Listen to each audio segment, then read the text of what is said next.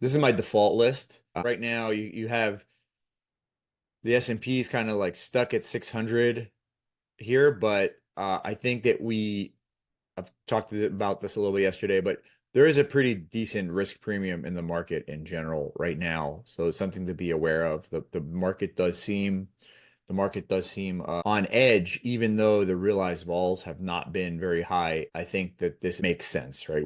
There's countries bombing each other. We seem to be in a bit of a holding period right here in the U.S. equity market with sort of like it's a little bit directionless right now. I'm actually a little surprised that the market hasn't felt a bit weaker with what's going on globally. But the way I look at it is like I think the market is sort of like putting the risk premium into the options, into the skew.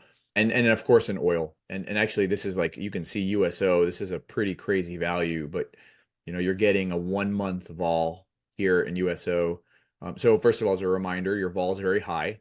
It's pretty much 100th percentile over the last year.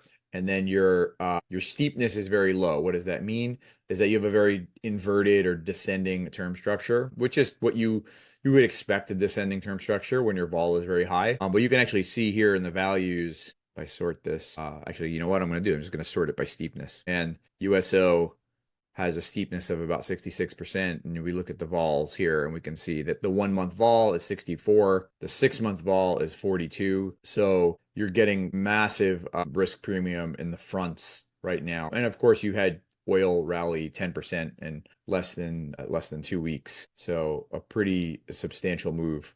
If you wanted to annualize that 10% in 2 weeks, the way I would do that is it's a 10%, 10 times if you annualize that, well, if it was 10% in 1 week, you would do the whole like 10% times the square root of 52, but it's in 2 weeks. So we're going to do 10 times the square root of 26. And I'm just doing this out loud because I think that this is like good habits to do this kind of like sanity check math all the time.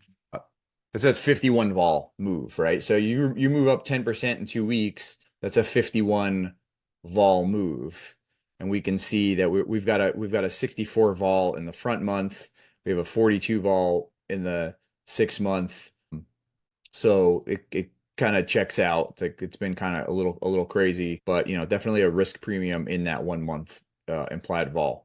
You're going to see the risk premium really sharply. You'll see it in the skew, but this is what I wanted to point out in general. If I go to the skew tab, we've done a lot of optimizations on getting things to kind of move faster. The skew is well, this is a lot faster than it used to be, but the skew's been a little bit stubborn on the technical side.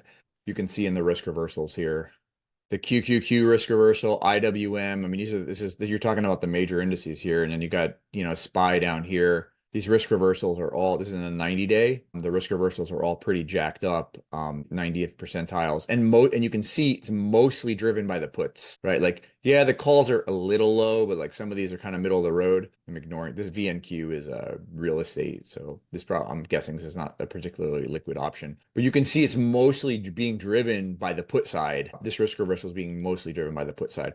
So actually, interestingly, you're seeing an IBIT, you're getting a pretty healthy, Bitcoin's got a pretty healthy put skew going on in it as well. Places where the put skew is not so high is, well, not surprisingly, gold and silver, not surprisingly, USO. I don't know, we're getting no data there. We're getting 10 delta. Maybe it's a bit of a wide market or hard to get, but you can see the skew in USO, the call skew, and we can see the value here. Your 25 delta call is trading 6 vols over the 50 delta call in September. And your put skew your puts are actually lower than your at the monies. Your 25 delta put is 48 and a half vol roughly versus a 50 vol at the money. So you can actually see inverted risk reversals in USO.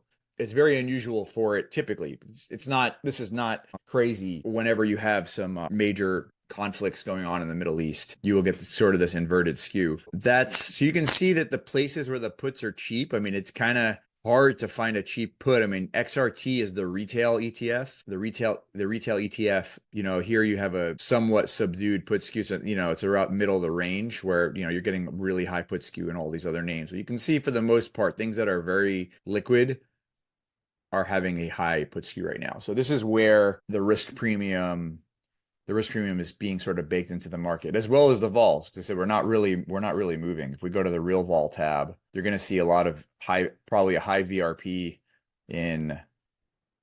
Yeah, I mean your average VRP on my watch list, which is comprised of a lot of liquid stuff, is almost 20%. So you have almost a 20% premium of implied vol to realized vol in the market on average. And it's a Google vol is a little cheap, and it's not even that high of a percentile. Remember, like as when vol gets really high, sometimes the VRP will be less than 1 because the market expects some mean reversion in the vol. The vol would come in. But here you have some stuff. Nvidia vols are relatively cheap. I mean, there's still a VRP in it, but relatively, it's a little on the cheaper side. But in general, you have a pretty fat VRP in the market right now. I think if you're in the habit of looking at this every day, you kind of see that the VRPs in normal conditions tend to be more like a 10 to 15% premium. Here, it's like closer to 20.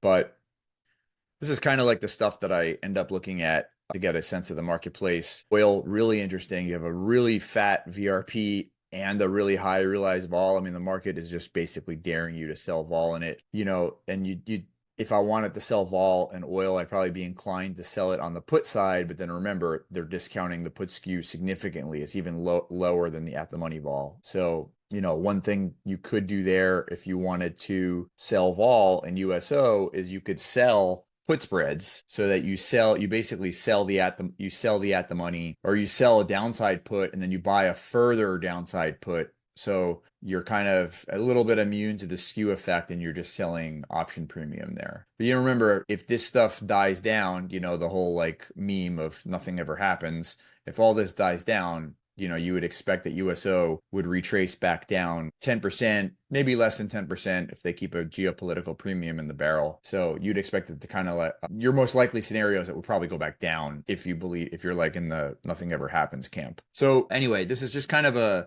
me narrating through how I'm looking at things, but we can see, like I said, risk premium in the skew, risk premium in the vols, and just a reminder to, as I like to say, don't raw dog every single ticker on this thing because it's going to get way too cluttered. And try to go in, make your watch lists. You can make as many as you want.